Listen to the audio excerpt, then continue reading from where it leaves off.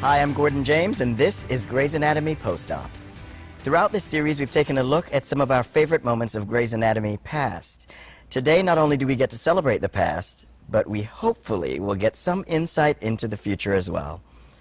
Joining me to discuss Grey's origins, as well as tomorrow night's 300th episode, is head writer, executive producer, and co-showrunner, Krista Vernoff. Hi, Krista. Thank you for joining us. Hi, Gordon. Thanks for having me. I am so sure that saying that you're busy is an understatement at this point, so thank you very much for taking time out of your busy schedule to be with us today. So what brought you to Grey's? I had been writing television for about 7 years, I think, and it was staffing season.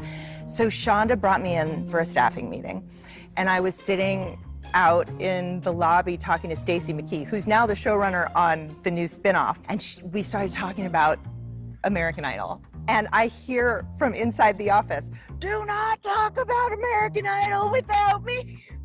Shonda. Yep. So she came running out and pulled me in, and our whole interview was just a debate about Kelly Clarkson versus Tamira, and then she hired me. You knew Shonda from before she was Shonda. I did, yeah. She was, as we all are when we're making our first anything, sort of terrified and bewildered, and it's been amazing to watch her, her becoming, as it were.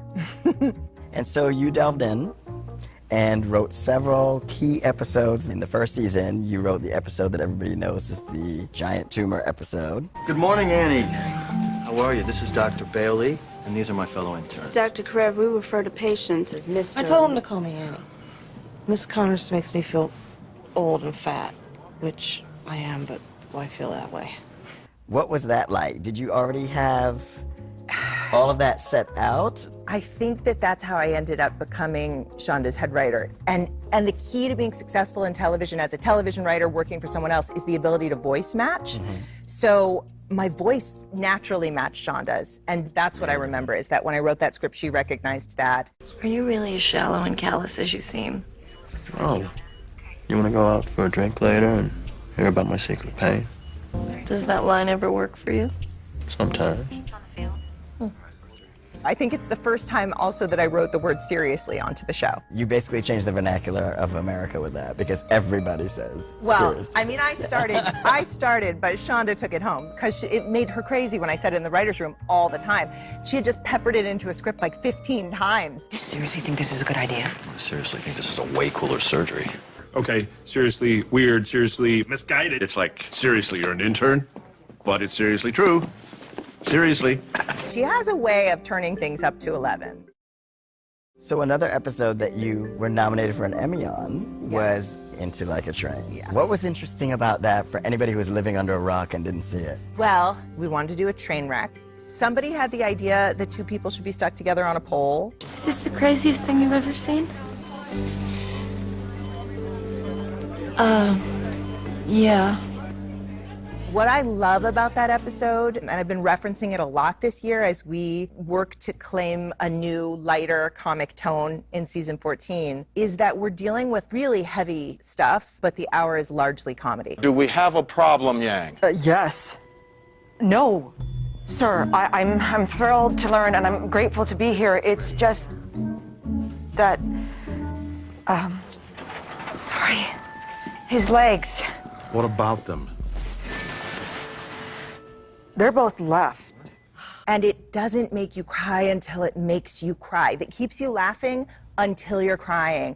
And that is what I came in and said to the writers this year. I don't want to just be crying the whole hour. And you did it again later on with a more personal episode when we dealt with George's father dying. Yeah. You had scenes like the brother having his flatulent episodes that just relieved the tension. So we really didn't, I feel like we really didn't cry till we were supposed to cry. Till you were sobbing. I can tell you that that's the most personal episode to me because I wrote it about my own father's death, and I told the story very close to what I went through. That flatulence scene happened in my life, and that is why it was my uncle, who's now passed on too. But what I know is that that week I cried harder than I've ever cried, and I laughed harder than I've ever laughed. I waited, it had been a few years since my dad died before I tried to write about it.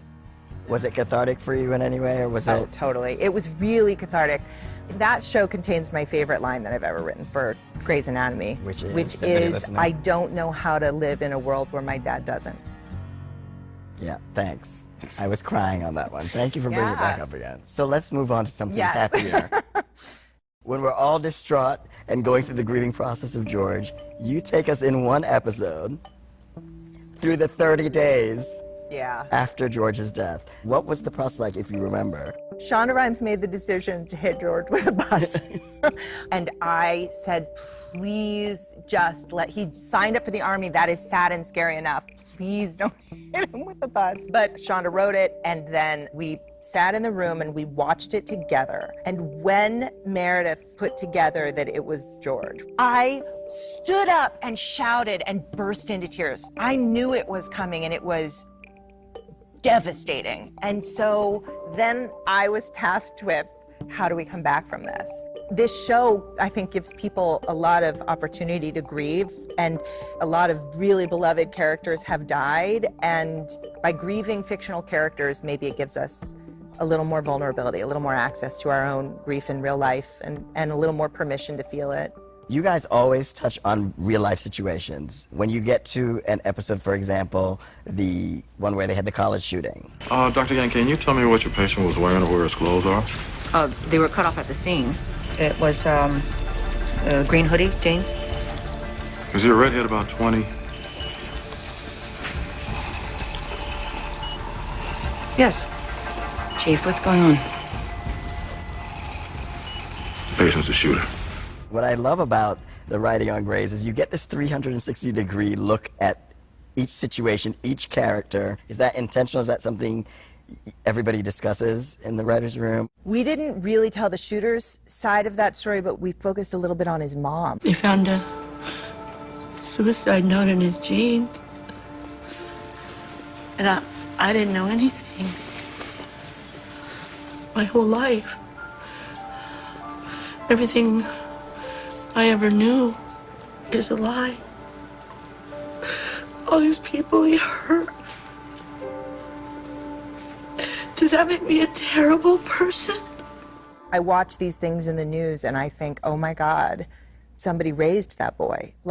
And mental illness is real, and sometimes parents can't control it.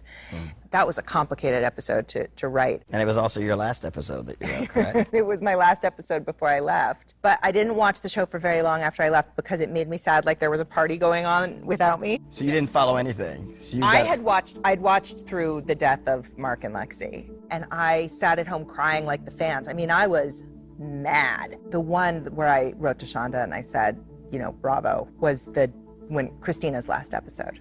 I saw on Twitter that it was her last day, and I was like, I gotta go. And how was that experience for you? Oh, it was, I mean, she's amazing, and she was amazing to write for, and it was one of the great, great privileges of my career.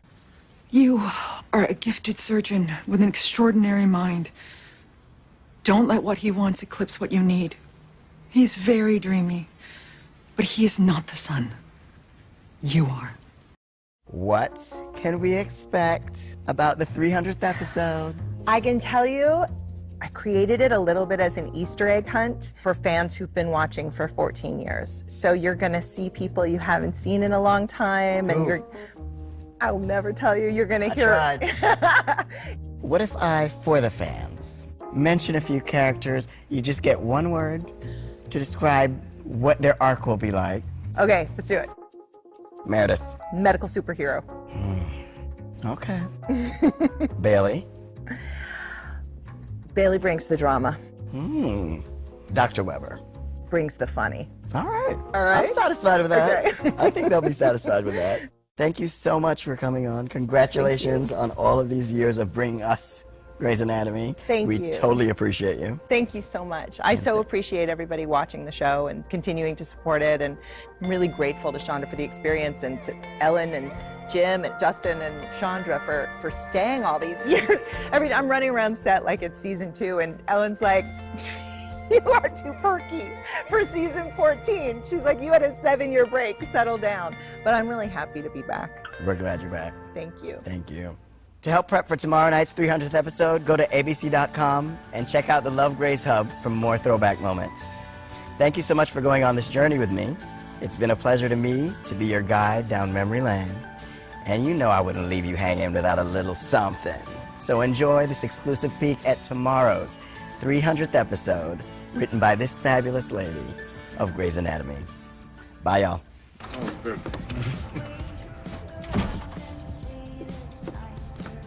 Oh my God, I'm so sorry. I left some things here, and I thought that you were at the hospital. It's no problem, Dr. Shepard. I'll just go put some panties on. Probably a good idea.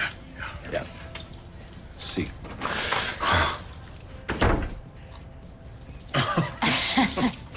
Yeah, I should probably give these keys back, huh?